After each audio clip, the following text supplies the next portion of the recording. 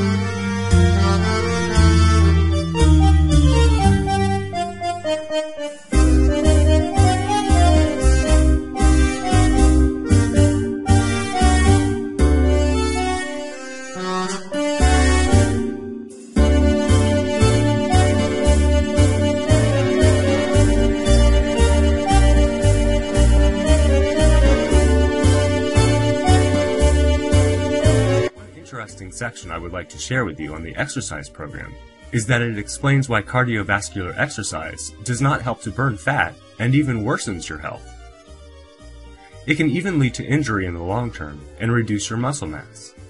Hence, the next thing I am going to share with you is the type of exercises that Fat Burning Furnace focuses on and the benefits of such exercises.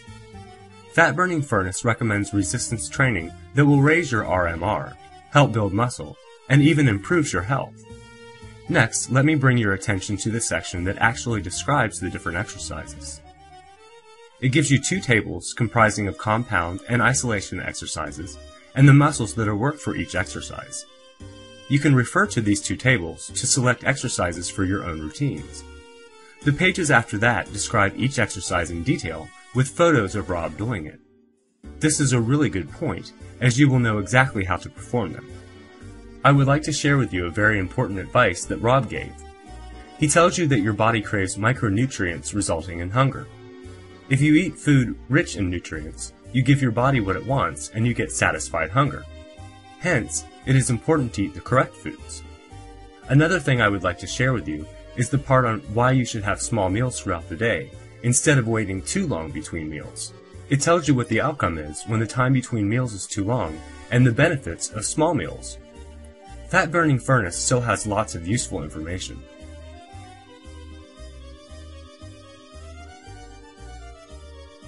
I wish you all the best of luck in getting your ideal body and maintaining it.